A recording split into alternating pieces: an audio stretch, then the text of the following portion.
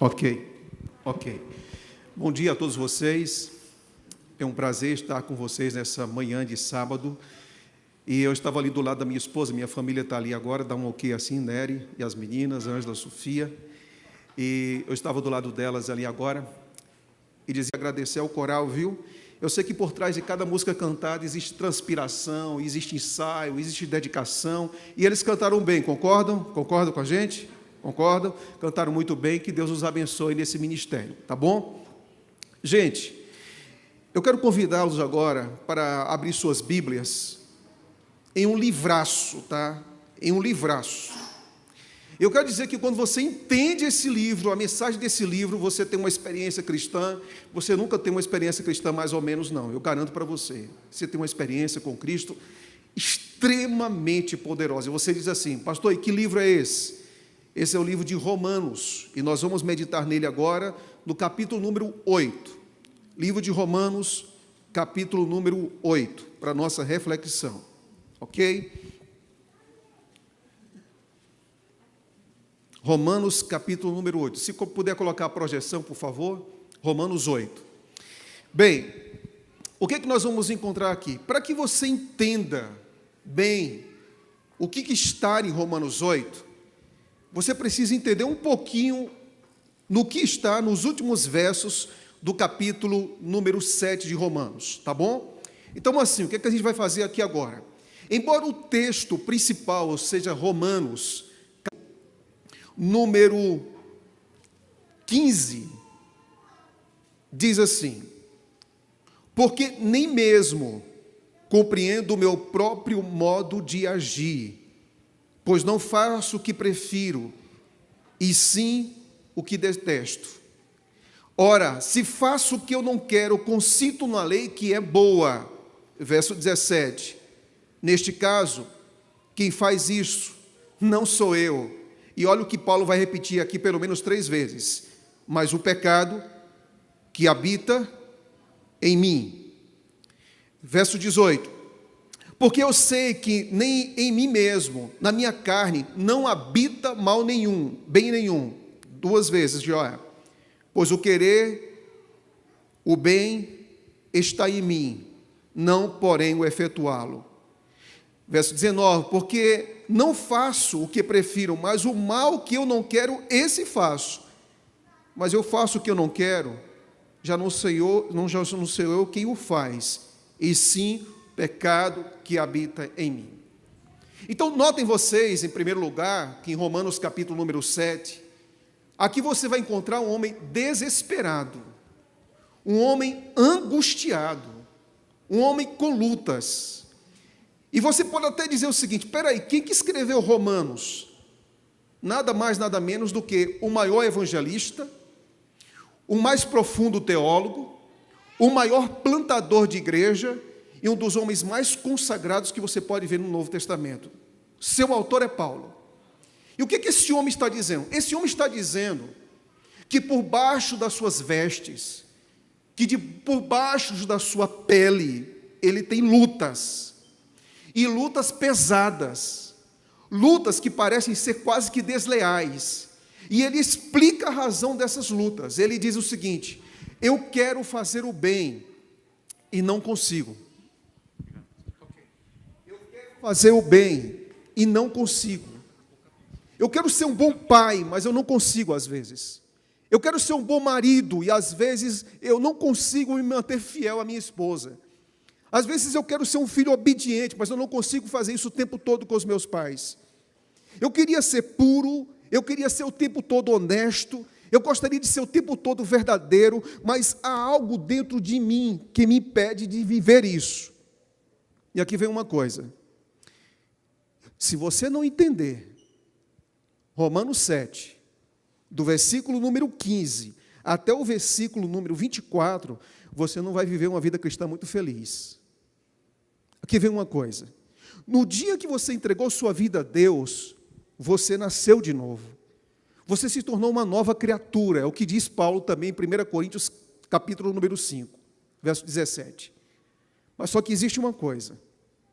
Dentro de você, embora a Bíblia diga que você morreu, mas a sua natureza, a velha natureza, está aí dentro. Está aqui dentro. E é por isso que agora você tem duas naturezas que estão aí, se batendo frontalmente uma contra a outra. E muitas vezes essa luta que é titânica, você sente dentro do peito. Aqui você encontra um homem que às vezes está muito feliz com Deus, muito consagrado, se enchendo de promessas para 2021. Mas aqui você encontra um homem que vacila nas primeiras horas do ano que ele está fazendo tantas promessas. Às vezes, como cristãos, nós estamos assim, nas alturas, parece que a gente nunca vai deixar uma experiência espiritual que mexe com nossas estruturas. Às vezes, você vai ficar tão baixo que vai pensar o seguinte: será que essa vida é para mim mesmo? Será que essas promessas são para mim mesmo? Eu quero dizer uma coisa: quando você não entende que dentro de você são dois, você pode simplesmente viver o seguinte: eu vou viver como um hipócrita, então eu vou acertar algumas coisas, mas como isso é natural dentro da minha vida, essa natureza sempre me puxa para baixo, então eu vou tolerar essa natureza, e aí a gente segue. Deus não chamou você para isso. Ou às vezes você pode até imaginar, bem, a vida cristã é algo tão elevado, mas tão elevado, que eu nunca vou chegar lá. Então, se eu nunca vou chegar lá, sabe o que eu faço? Portas abertas da igreja, e vou-me embora. Porque eu nunca vou chegar lá. Ou, em terceiro lugar, você vive uma vida assim, mais ou menos. Nunca leva a vida cristã verdadeiramente a sério. Mais ou menos, assim, a gente vai empurrando com a barriga, a gente vai levando, deixa a vida me levar, e assim a vida segue. Eu quero dizer que, em nome de Cristo, nós somos chamados para seguir as pegadas do nosso Salvador.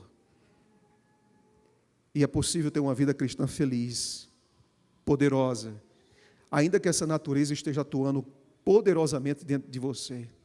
Então, primeiramente, olha aqui para mim, por favor, olha para mim. Tenha calma, tá? Tenha calma. Quando essa natureza te puxar para baixo e te dar um golpe para você cair, em nome de Jesus Cristo, entenda que você pode se levantar. Entenda que há recomeço. Entenda que você, não importa a idade que você tenha, não importa a idade, não importa o sexo, não importa o gênero, não importa nada, você pode começar de novo. Tenha paciência. Tenha paciência.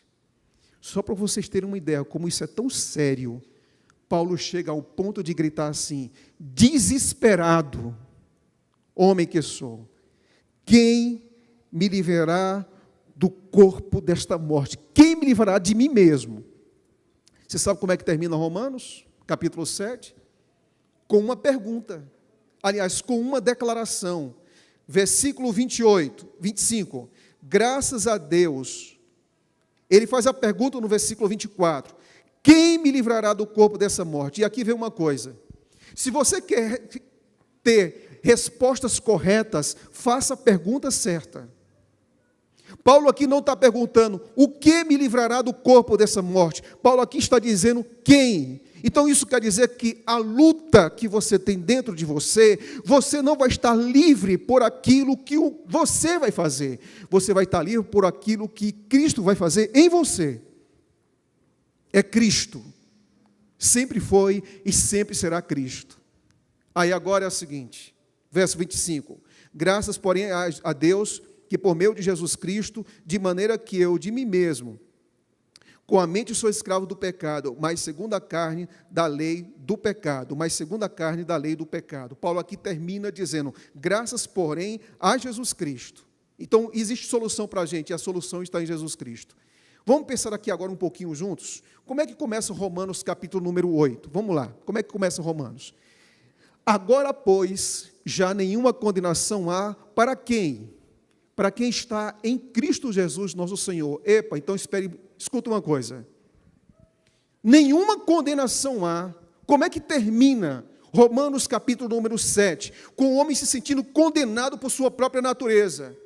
E como é que ele encontra a solução? Dizendo, graças, porém, a Deus, que por intermédio de Jesus Cristo, eu tenho agora força para não estar condenado. Então a pergunta é, nós podemos viver algum tipo de condenação? Podemos.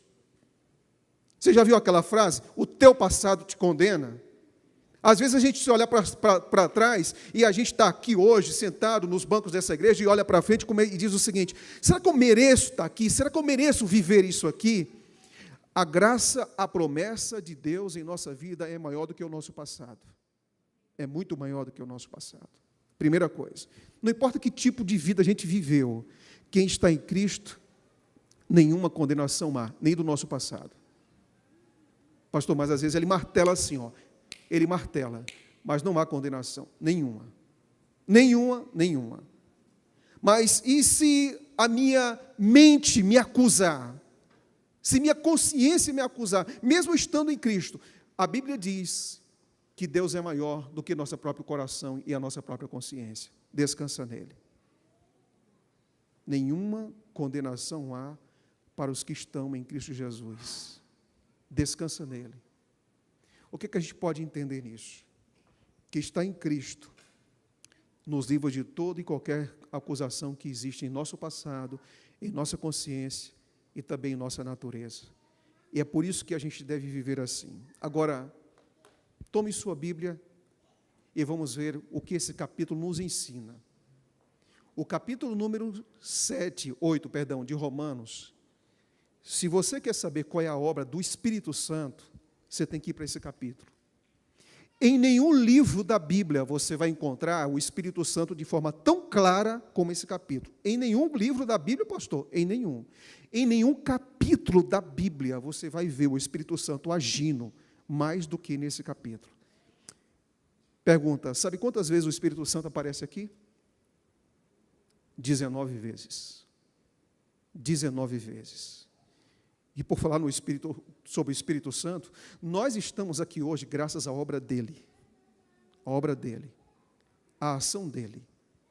E aí então eu me lembro agora de uma frase de Spurgeon, que ele diz o seguinte, olha o que Spurgeon disse, um dos maiores pregadores britânicos, ingleses, ele diz o seguinte, olha a frase dele: clamemos ao Espírito de Deus que nos faça e nos mantenha vivos para Deus, fiéis ao nosso ofício e úteis à nossa geração. É pelo Espírito que nós estamos aqui, é pelo Espírito que nós nos movemos, é pelo Espírito que temos a certeza de que nenhuma condenação há para os que estão em Cristo Jesus, nosso Senhor. Então a pergunta é, o que esse Espírito faz então em nossa vida? O que esse Espírito faz em nossa vida? Eu recomendaria a você agora fazer o seguinte: as palavras que tem que ficar no seu coração, todas as vezes que você vier para a igreja, não é a palavra do pregador, é a palavra de Deus. Eu gostaria de fazer um apelo agora a você. Pegue uma caneta, pegue um marca-texto, abra sua Bíblia em Romanos 8. Se você tiver com sua Bíblia no celular, vai marcando agora essa obra fantástica e diversificada e ampla que o Espírito Santo faz. A primeira delas, se nós estamos aqui hoje, e acreditamos que o Espírito Santo fala e age, a pergunta é, qual é a obra dele dentro do templo que é você? O que ele faz dentro de você? Em primeiro lugar, olha o que a Bíblia diz. Romanos, capítulo número 8, verso 2. O Espírito Santo nos liberta de quê? Com força, igreja, de quê? Da escravidão. O que significa isso? Você já fez tantas promessas a Deus, dizendo, Senhor, isso aqui nunca mais. Aí você vacila de novo. Aí você cai de novo. Aí você escorrega de novo. Quero dizer uma coisa. Na vida cristã, o pecado não é mais um estilo de vida. Não é algo mais que eu tenho prazer de me deleitar, de permanecer e de viver isso o tempo todo. Não. O pecado na vida do cristão é um acidente e não algo que ele promove. É um acidente. E se ele é um acidente, como é que então, pastor, que isso pode se tornar um acidente? Quando o Espírito Santo age em nossa vida, ele nos leva agora a sermos libertos. Eu quero dizer uma coisa, se alguma coisa te prende hoje aqui, ou tem prendido durante esses anos, ou esses dias, ou essas semanas, ou esses meses, o Espírito Santo pode te libertar. Pode te libertar. A segunda coisa, olha o que o Espírito Santo faz. Romanos, capítulo número 8, verso 4. O Espírito Santo nos capacita a obedecer. Isso quer dizer que a obediência genuína não é algo que nasce dentro de nós, mas é algo que o Espírito Santo faz dentro de nós. Nós somos moradas dele. A outra coisa, o Espírito Santo nos santifica. Se você acha às vezes tão difícil viver uma vida de santidade, de obediência, de dependência a Deus, aqui está dizendo que o Espírito Santo também, ele nos leva à obediência. Agora, algo mais que me chama a atenção. Aqui diz que o Espírito Santo habita em nós. Salomão, quando dedicou o templo, ele disse: Senhor, porventura, Senhor, os céus dos céus poderia ser sua morada? Não poderia. Mas eu quero dizer uma coisa para vocês. Nessa manhã, Deus olha para mim e para você e diz: eu moro aí dentro de você. Você é templo de Deus. Nós temos templos vivos da presença e morada de Deus. Isso é fantástico. Além disso, nós podemos aqui apreciar algo mais que o Espírito Santo faz. Aqui diz: o Espírito Santo vivifica nosso espírito, ou seja, aquilo que estava morto, fadado ao fracasso, ao prejuízo e à morte, ele habita dentro de nós. Depois, o Espírito Santo, ele nos dá vida. Logo depois, o Espírito Santo também, ele nos orienta como filhos de Deus. E aqui vem uma coisa. Às vezes, na caminhada para o céu, a gente pode perceber o seguinte: nós temos nossos altos e baixos, baixos e altos. E quando a gente vacila, a primeira coisa que vem à nossa mente é a seguinte: mas será que eu sou filho de Deus mesmo? Será que eu sou filho de Deus mesmo? Será que eu sou especial aos olhos dele mesmo? Eu quero dizer uma coisa. Quando o Espírito Santo ele toma posse da nossa vida, nós podemos ter certeza de que nós somos filhos de Deus, ainda que nossos atos ou a nossa natureza não diga isso. Ainda que nossos atos e a nossa natureza não diga isso. Isso me faz pensar numa coisa. Algum tempo atrás eu estava na minha sala do escritório, quando eu era presidente de um campo, lá no Ceará, e eu me lembro que uma manhã, um casal entrou assim pela sala, e quando esse casal entrou, chorava, mas chorava, sem parar. Eu entendi que a dor que aquele casal estava sentindo era enorme, não era pequena, era enorme. E eu disse: olha, sente aqui. Os dois sentaram. Eu disse: o que é que está acontecendo? Pastor Lucas, o meu filho saiu de casa, saiu da igreja, está vivendo com outro homem. Aquele garoto, eu apresentei na igreja. Aquele garoto foi batizado. Aquele garoto cresceu andando pelos corredores da igreja. E agora, ele sai de casa para viver com outra pessoa, pastor, dessa maneira. E o meu coração está cortado, arrasado, dilacerado. E ele me perguntou: se você estivesse no meu lugar, o que o senhor faria? Respirei fundo e disse para ele o seguinte: eu faria duas coisas. A primeira coisa que eu faria era orar. Orar e orar. Ainda que se acumulasse os anos, eu iria orar. Ainda que se acumulasse os dias ou décadas, eu iria orar. Mas eu nunca iria parar de orar. E a segunda coisa que eu faria, eu continuaria amando. Eu continuaria amando. Porque filho não deixa de ser filho quando erra. Continua sendo filho. Nós nos ajoelhamos e oramos ali e continuamos. E continuamos. Quero dizer uma coisa.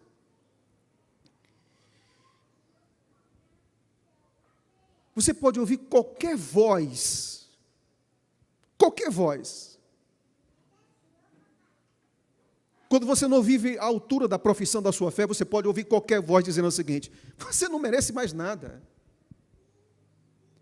O céu está cerrado, fechado, trancado para você. Você não merece mais nem ser chamado de cristão, nem de filho de Deus. Para com isso.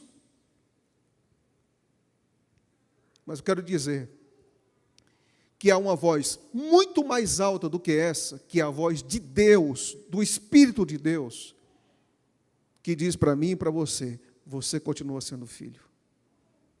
Você continua sendo filho. E toma assim nas nossas mãos e diz: vamos continuar aqui, levanta a cabeça e a jornada continua. Mais alto do que nossas falhas, mais alto do que nossa natureza, é aquilo que Deus afirma sobre cada um de nós através da sua palavra e através do Espírito Santo que habita em você. É muito mais alto.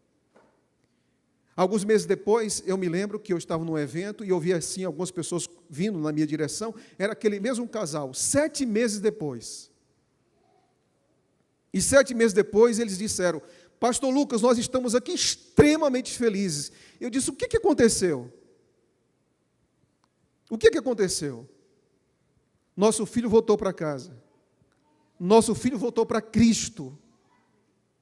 Nosso filho voltou para a mesma experiência que ele tinha perdido algum tempo atrás. E nós estamos muito felizes. Eu não tenho dúvida nenhuma de que Deus age nas pessoas e nesse mundo muito mais do que nós podemos imaginar. Você acredita nisso? Por favor, não se defina através daquilo que você vê na TV, nas redes sociais, nos vídeos do WhatsApp. Não se defina por essas mensagens, se defina por aquilo que Deus pensa sobre você, que é algo muito mais concreto. Você olha num capítulo como esse de Romanos, dizendo que o Espírito Santo nos leva a obedecer, a santificar, Ele habita em nós, Ele nos revivifica, Ele diz que nós somos filhos de Deus, nos dá garantia da adoção, testemunha da nossa filiação, e também é o penhor da nossa herança, e também assiste todas as nossas fraquezas. Isso é tremendo, é Deus agindo em nosso meio. Eu quero dizer uma coisa: há uma força poderosa que age dentro de você, muito mais alto, muito maior do que a natureza do pecado que nos puxa para baixo. E essa força e esse poder é Deus entre nós. Agora, qual é a obra do Espírito Santo, hein? Algumas vezes a gente começa a pensar o seguinte: a obra do Espírito Santo é simplesmente nos fazer felizes, ou simplesmente nos deixar em paz, ou simplesmente trazer emoções que nos levem a sorrir, a chorar, a pular, outra coisa. O que o Espírito Santo então faz conosco? Eu quero dizer uma coisa: a obra do Espírito Santo é a obra mais cristocêntrica que você possa imaginar. O que significa isso, pastor? Significa o seguinte: todas as impressões que há no seu coração, todo desejo de entrega, todo desejo de dependência, todo desejo de ir para o céu, todo desejo de recomeçar, todo desejo de olhar para a cruz, todo desejo de dizer o seguinte: Jesus, eu quero caminhar contigo sempre. Quem faz isso? É o Espírito Santo. E vou mostrar algo para vocês agora. Às vezes nós lemos a Bíblia e fazemos aplicações erradas de alguns versos, e eu vou apresentar um desses versos. Qual é a obra do Espírito Santo, pastor? Sabe qual é a obra do Espírito Santo? O fim do Espírito Santo não é fazer com que você olhe apenas para Ele, porque o Espírito Santo ele vai simplesmente fazer o seguinte: ele vai pegar você pela mão e vai dizer e vai dizer: olha para a cruz, olha para a cruz. Olha para a tumba vazia, olha para a intercessão do Filho de Deus. A obra do Espírito é obra cristocêntrica. Cristocêntrica. Aí você diz assim: me mostra isso na Bíblia, pastor. Vamos lá então, 1 Coríntios, capítulo 2. 1 Coríntios, capítulo número 2. Vamos lá então, o que é que Paulo está fazendo aqui? Paulo chegou em Corinto, ele tinha pregado em Atenas. E quando ele sai de Atenas e entra em Corinto, o que é que Paulo faz? Ele diz: olha, eu estive com gente extremamente capaz, gente que pensa, intelectual, gente de conhecimento, gente que tem informação, gente que tem sabedoria. Eu fui para o berço da capital intelectual do mundo contemporâneo, disse Paulo. E sabe o que eu fiz lá? Paulo tinha formação em direito, Paulo tinha conhecimento em hebraico. Na verdade, ele era um homem que tinha 3 cidadanias, né? Judeu, grego e romano. A cabeça de Paulo era tremenda. No livro Obreiros Evangélicos diz o seguinte: Paulo tinha uma capacidade intelectual tão fora do comum. O melhor grego da Bíblia é o grego de Paulo. Paulo escreve, e ele cita filósofos. Paulo era um homem que sabia de direito, um homem que sabia de línguas, um homem que sabia, alguns dizem que ele tinha até conhecimento na área de medicina, sobre exército, sobre história, sobre astronomia. E o que Paulo faz? Paulo pensou que o debate lá de Atenas era intelecto com intelecto, argumento contra argumento, retórica com retórica. E não era isso. Aí ele então sai de Atenas e vai para Corinto. E quando ele chega em Corinto, olha o que ele diz. Olha o que ele diz. Capítulo número 2. Verso 2. Abra sua Bíblia, por favor. 2, verso 2. Porque eu decidi nada saber entre vós, senão a Jesus. E este o quê? Este o quê? Crucificado. Qual era a mensagem de Paulo? Qual era a mensagem de Paulo? Paulo disse o seguinte: Corinto foi a igreja mais difícil, mais trabalhosa, mais perturbadora, mais cansativa, mais carregada de fardo para Paulo. E o que é que Paulo disse? Olha, eu tenho uma solução para vocês. Eu tenho uma solução para vocês. Eu tenho uma mensagem para vocês. Eu quero dizer uma coisa para vocês. Eu tenho uma mensagem para vocês. E essa mensagem é: Cristo crucificado. Para mim esse é o centro. Aleluia.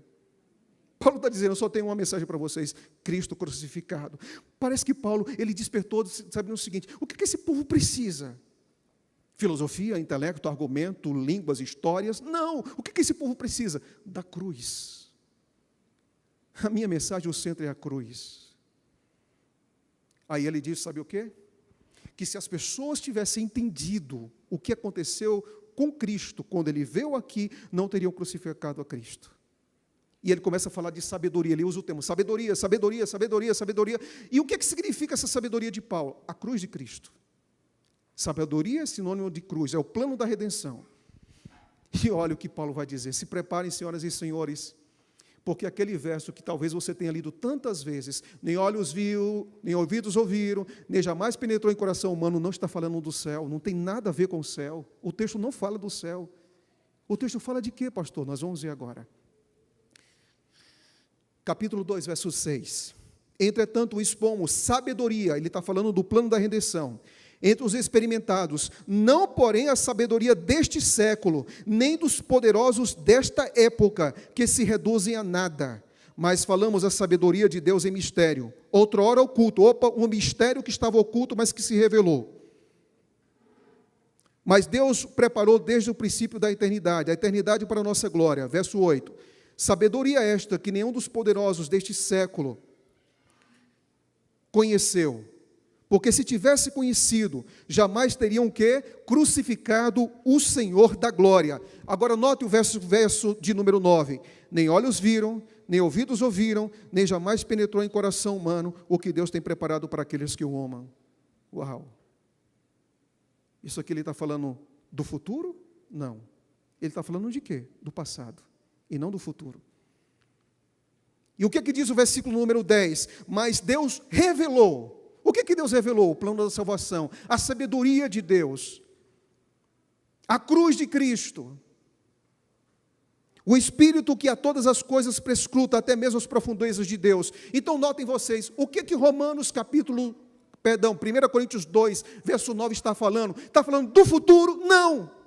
Aí porque nem olhos viram. Não, Isaías viu, Daniel viu, João viu, o próprio Paulo viu.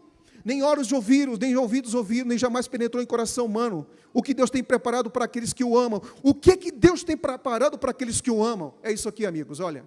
É isso aqui. É ali, que os nossos olhos devem repousar.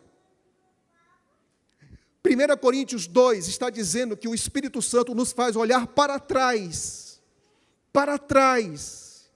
E o Espírito Santo nos faz olhar para a crucifixão. Todas as impressões que você tem no coração, todas as expressões fortes, todo o desejo sincero de caminhar com Cristo, todo o desejo sincero de aprofundar sua relação com Ele, é obra do Espírito Santo que faz você olhar para a cruz. E que cruz, hein? E que cruz. Deus coloca aquilo que há mais profundo nele, e vai até o seu coração, e o que há de mais profundo em Deus, Ele coloca dentro de você, através do Espírito Santo. Que obra é essa? Que obra é essa? Se eu pudesse dizer o seguinte: Romanos é a cordilheira do Himalaia da Bíblia. Romanos 8 é o Monte Everest. É o que está lá no pico. E sabe como é que termina Romanos 8? Assim, Primeiro, olha o que diz. Porque para mim tenho por certo que os sofrimentos do tempo presente não podem ser comparados com a glória a ser revelada em nós. Primeira coisa, Paulo olha presente e futuro. Presente, sofrimento que você tem. Futuro, glória que você terá. Duas palavras que ele utiliza aqui. Primeira palavra é patemata, que significa sofrimento. A segunda palavra é doxa, glória. O que é que significa isso? Patemata quer dizer que você está sofrendo?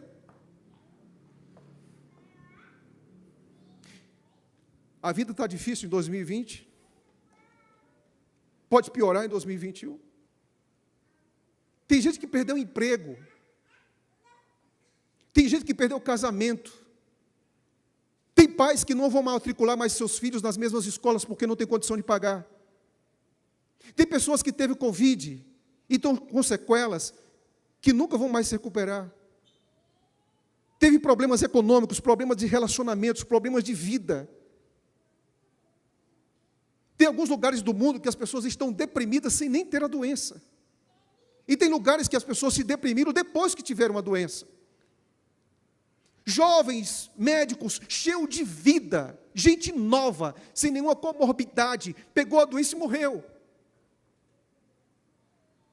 Pessoas que tiveram entes da sua família, não só uma pessoa, 2, 3 pessoas, às vezes 4 pessoas descansaram em um mesmo ano, da mesma casa, da mesma família. Que Natal, hein? Que ano novo, hein? Mas Paulo está dizendo o seguinte: ainda que a vida seja assim, ainda que o sofrimento seja presente, seja cruel, seja duro, o nosso futuro é doxa, o nosso futuro é glória. Aqui a gente pode ter perdas, mas se prepare que a glória vai ser enorme, a glória vai ser tremenda, a glória vai ser tremenda. E o que Paulo nos ensina mais em Romanos? Mais uma coisa, olha o que ele diz assim, sabemos, ou seja, não é algo que só está aqui, Paulo não está dizendo, eu estou tendo uma emoçãozinha, Paulo não está falando de emoção, Paulo está falando de razão, sabemos que todas as coisas cooperam para o bem daqueles que amam a Deus, daqueles que são chamados segundo o seu propósito, aleluia, aleluia. Você sabe o que significa isso? Vamos ver o verso de trás para frente. Qual é a última palavra do verso? Qual é a última palavra do verso? Você acha que você é fruto de Big Bang? Você acha que você é uma evolução primata? Você é projeto de Deus na terra. Você é plano de Deus na terra. Você não está aí por acaso. Você não está sentado ao lado dessa pessoa por acaso. Você não teve um ano por acaso. Aquele garoto que nasceu há muito tempo atrás, ou há pouco tempo atrás, nasceu antes no coração de Deus. Teu cabelo, teu rosto, tua pele, teu tom de voz, teu temperamento, tudo nasceu no coração de Deus. Você está aqui porque Deus planejou você. Alguém muito maior do que você. E aqui depois ele diz que você recebeu um chamado. E na vida, quando você existe, obviamente, coisas acontecem. Mas coisas acontecem com aqueles que têm um propósito, é acaso? Não. Não. Então nada do que acontece em nossa vida é por acaso. Nada, absolutamente nada. Eu posso repetir mais uma vez, você que está nos ouvindo aí agora em sua casa, nada do que acontece na vida é por acaso. Nada. Você crê nisso? Você crê nisso? O que a gente pode entender desses versos? Número 1, Deus age em nossas vidas. Aleluia. Eu quero dizer uma coisa. Quando Deus te der um emprego, Ele está agindo. E quando Deus não der, Ele também está agindo. Você tem certeza disso? Quando você estiver bem de saúde, e Deus permitir que alguma coisa aconteça com você, Deus está agindo. Sabe por quê? Porque Deus é soberano. Então isso quer dizer que quando as portas se abrem, Deus está agindo. Quando as portas se fecharem, Deus está agindo. Você sabe por quê? Porque qual é o critério para que eu saiba que Deus está agindo? 2 coisas. Primeiro, a soberania de Deus. E a segunda, o meu amor para com Ele. Que Ele é capaz de fazer com que todas as coisas contribuam para o meu bem. Você não está se relacionando com qualquer pessoa. Você está se relacionando com Deus. Se você se relacionasse com qualquer pessoa, só ia contribuir para o seu bem aquilo que é bom. Mas porque você está se relacionando com Deus onisciente e soberano, Ele é capaz de pegar todas as coisas e transformar em bem. Você crê nisso? Por isso que Paulo diz, sabemos sabemos que todas as coisas cooperam para o bem daqueles que amam a Deus. Se você perder, isso vai contribuir para o seu bem. Não é só quando você ganha. Teologia errada. Teologia equivocada. Quando tudo der certo, Deus está agindo. Quando tudo der certo, Deus está agindo. Teologia errada, antibíblica. Teologia bíblica, Deus age de qualquer maneira, a qualquer hora, da sua forma, da sua maneira, do seu poder, da sua onisciência, do seu conhecimento. A Ele toda glória, sabedoria, poder, reconhecimento pelos séculos dos séculos, porque Ele é soberano. Ele é soberano. Por favor, não tenta limitar sua vida a alguns meses ou anos aqui na terra. Você não foi chamado para viver longos anos, você foi chamado para viver a eternidade. Eternidade. Então entenda que quando tudo der errado, Deus pode agir. Se você o ama, esse é o critério. Esse é o critério. Depois aqui encontramos que Deus age para o nosso bem. Pastor, mas eu não estou entendendo nada, eu estou sangrando, eu estou chorando, eu estou moído aqui por dentro. Mas Deus está agindo. Eu não tenho explicações para isso. Só tem uma coisa que explica isso. Sabe o que é? Fé. Fé. Depois ele diz, Deus age para o nosso bem. E por último, Deus age em todas as coisas para o bem daqueles que o amam. E aí eu quero terminar fazendo perguntas para vocês. Aliás, Paulo vai fazer perguntas. Aí você diz, quantas perguntas Paulo irá fazer, pastor, em Romanos 5? Romanos 8, 5 perguntas. 5 perguntas. Vamos lá então? 5 perguntas. Eu posso pedir sua ajuda agora? A ajuda sua que está em casa agora, tá? Ok? A sua ajuda que está em casa agora. E a ajuda de vocês. Vamos para 5 perguntas? Eu queria que quando você lesse essas perguntas, você não pensasse em ninguém. Pensasse em quem? Em você. Tá bom? Preparados? Preparados? Leia com força, tá? Vamos lá. Primeira pergunta. Pergunta é...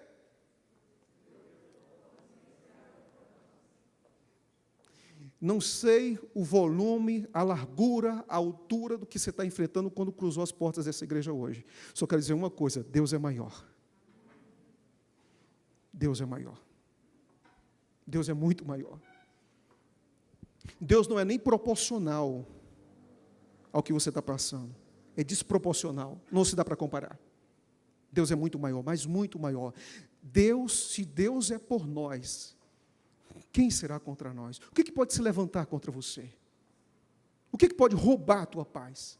O que pode sequestrar a sua esperança? Absolutamente nada. Sabe por quê? Porque Deus é maior. Pergunta número 2. Olha o que Paulo diz. Aquele que não poupou o seu próprio filho, antes por todos nós o entregou. Note o que ele diz. Porventura não nos dará graciosamente com ele todas as coisas? Espera aí, como é que Paulo começa a pergunta? Falando do Filho de Deus. E como é que ele termina a pergunta? Falando de coisas. Notem só, eu vou fazer aqui uma comparação. O que Paulo coloca em primeiro lugar? O Filho de Deus. O que ele coloca em segundo lugar? As coisas. O que significa isso? Significa o seguinte, por favor, nunca tente ser convencido de que Deus ama você porque você vai ganhar algo que Deus vai te dar. Deus não precisa dar nada para você. Deus não precisa dar nada para você para dizer que você é importante. Você sabe por quê? Porque Ele já deu. Se Deus me ama, aquele parente que está doente no hospital, ele vai ser restaurado. Por favor, Ele já ama. A cruz já disse isso.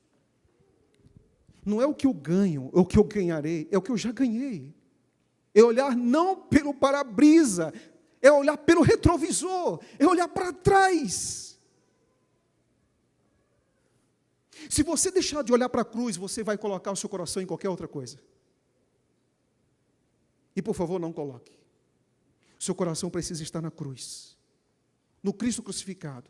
Então, se Ele já morreu, então já não importa mais nada.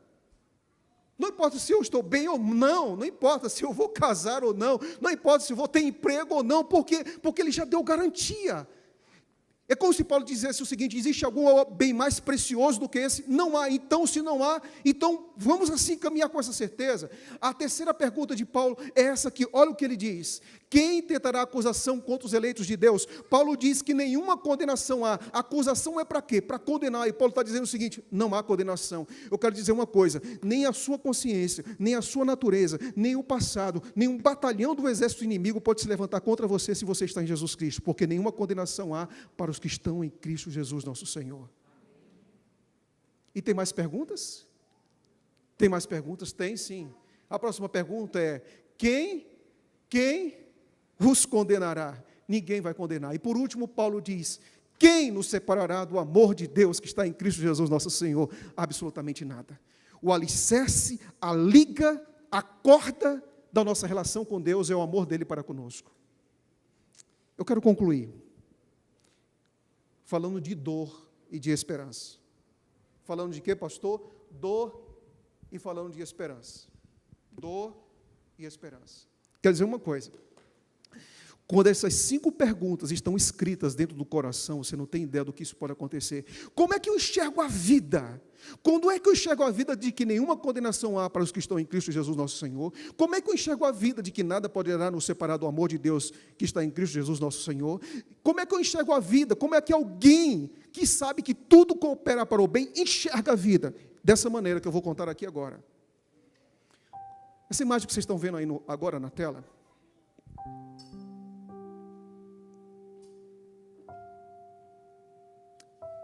é de alguém muito querido. Muito querido. Esse que está de vermelho, aí na tela. Um amigo, ali no interior do Nordeste. Seu nome é Ronaldo, ancião de igreja, há muito tempo. O irmão dele, pastor. Você sabe como ele começou o ano? Você sabe como ele começou o ano? Sendo informado que a irmã dele estava com Covid, sendo informado depois que ela foi entubada, sendo informado depois que ela descansou. O Ronaldo era um homem cheio de vida, mas cheio de vida. Era impossível falar de pequenos grupos sem lembrar do nome dele, ali do interior do Pernambuco. Eu tenho ali uma mensagem dele, a última mensagem que recebi do Ronaldo, está no meu celular, a última mensagem. Que mensagem? Ele me convidando: Lucas, você tem que estar aqui comigo no nosso PGP pelo Zoom, você precisa participar. O Ronaldo, um apaixonado pela vida, esse Ronaldo, ele teve Covid e foi internado. E quando estava se preparando para ser entubado, ele conversou um pouco com o pastor dele. Os dois conversaram, bateram papo pelo celular. Você sabe qual foi a última mensagem de Ronaldo no celular e da vida dele? Foi quando o pastor disse o seguinte: olha na tela. Quando o pastor disse assim, você vai ficar bem em nome de Jesus. E ele respondeu: seja feita a vontade de Deus, pastor. Estou o quê? Aleluia, aleluia. Nas vicissitudes da vida, nas perdas da vida, nos sofrimentos da vida, nas lágrimas da vida, nada é mais poderoso do que estar em Cristo. Nada.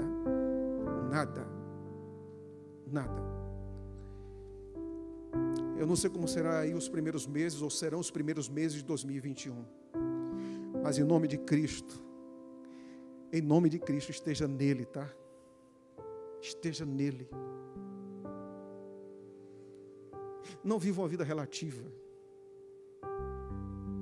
Não viva como se as promessas de Deus fossem lá para milhares e milhares de anos depois. Cristo está voltando. É possível sentir em 3 lugares que Cristo está voltando. É possível sentir que Cristo está voltando em 3 lugares. Primeiro aqui, nos olhos. Você tem dúvida? Você tem dúvida? Em segundo lugar, é possível perceber que Cristo está voltando, por isso aqui, pelos ouvidos. Tantas coisas que a gente está ouvindo, tantos extremos que nós estamos presenciando, nós estamos vendo, nós estamos ouvindo. E como é que você sabe que Cristo está voltando? Por isso aqui, pela pele, pelo que nós estamos sentindo. E eu quero fazer um apelo para vocês agora. Romanos 8. É um convite, é Deus estendendo o braço assim para nos pegar pelas mãos e dizendo: caminhe comigo. É Deus enviando o Espírito Santo e dizendo: deixa eu ocupar todos os espaços aí desse templo do seu coração. É Deus dizendo: não desista apesar das lutas que você tem dentro de você. É Deus dizendo: não desista apesar das lutas que você tem fora de você. Não desista nunca. E o que eu acho impressionante é como Paulo termina Romanos capítulo número 8. Porque eu estou bem certo, aleluia, bem certo. Isso quer dizer que é um homem convicto, é um homem que tem certeza absoluta, concreta, sólida, incomparável. Eu estou bem certo de que nem a morte nem a vida, nem principados e nem potestades, nem coisas do presente ou do porvir, nada poderá nos separar do amor de Deus que está em Cristo Jesus, o nosso Senhor. Esse Salvador é meu, esse Salvador é seu, esse Salvador é seu, amigo, que está nos assistindo agora, em nome de Cristo. Caminhe nas noites escuras, caminhe nas provações da vida, olhando para aquele que já provou o seu amor na cruz e provando aquele que um dia vai nos receber. Daqui a pouco ele vai voltar, viu? E quando ele voltar, esse céu vai ser rasgado de glória. E eu tenho certeza que Jesus vai chamar muitos, mas muitos nomes. E um dos nomes que ele irá chamar vai ser o nome do Ronaldo. E quando Jesus simplesmente pronunciar o nome do Ronaldo, aquilo que era pó será um novo homem que jamais será visitado pela morte novamente. Jamais. Nada é mais poderoso na vida do que caminhar com Cristo todos os dias. E é esse o convite que o Espírito Santo faz para nós. Amigos, não espere dias melhores. Espere a eternidade, porque é para lá que você vai. Não espere apenas uma vacina. Espere o novo céu e a nova terra, onde não haverá mais morte, nem pranto, nem dor, porque as primeiras coisas já passaram. Que Deus fortaleça seu coração e que Cristo em nós, por meio do Espírito, como disse Paulo, seja a esperança da glória. Quero concluir perguntando: você crê nisso? No que você ouviu hoje, você crê nisso? Levante sua mão e diga: eu creio. Levante sua mão e diga: eu creio. Isso. Pai Santo e Pai querido, nós estamos aqui nessa igreja no último sábado deste ano. No último sábado. E que ano, Senhor, que ano. Que ano de pessoas separadas. Anos de braços cruzados por não poder abraçar. Ano de faces sendo molhadas por lágrimas. Anos em que aquele homem perdeu o emprego de tantos anos. Aquela mulher perdeu a mãe, aquele filho perdeu o pai. Um ano, ó Deus, de desespero, de que parece que as nossas soluções humanas são tão limitadas, são tão limitadas, tão restritas. Nunca ficou tão exposta, Senhor, nos últimos anos, a nossa debilidade, a nossa fraqueza, como esse ano. Mas, ó Deus, onde abundou a dor, o sofrimento e a angústia, superabundou a graça. Que a Tua graça seja suficiente, ó Deus, para a gente encarar os desafios e as provações da vida. Nós queremos dizer, Senhor, nesse último sábado, ao retornar para nossas casas, que nosso coração está aberto para a morada do Espírito Santo. A esse Espírito que nos leva à obediência, a esse Espírito que nos santifica, a esse Espírito que conhece as nossas fraquezas, a esse Espírito que determina e reafirma a nossa filiação, a esse Espírito que nos dá forças para continuar, a esse Espírito que nos leva a olhar para a cruz. Que a gente caminhe pela fé, Senhor, sabendo que todas as coisas, absolutamente todas as coisas, cooperam para o bem daqueles que amam a Deus, daqueles que foram chamados segundo o teu propósito. Obrigado, Senhor, por nos fazer caminhar sabendo de que a nossa leve e momentânea tribulação produz para nós eterno preço de glória. Obrigado por nos ajudar a entender, Senhor, que os sofrimentos do tempo presente não se podem, por piores e mais agudos que eles sejam, ser comparado com a glória que há por vir e será manifestada nos filhos de Deus. Que o Senhor nos tome pelas mãos, em nome de Jesus. Amém. Deus te abençoe. Eu não vou vê-los mais agora, mas feliz 2021. Um abraço.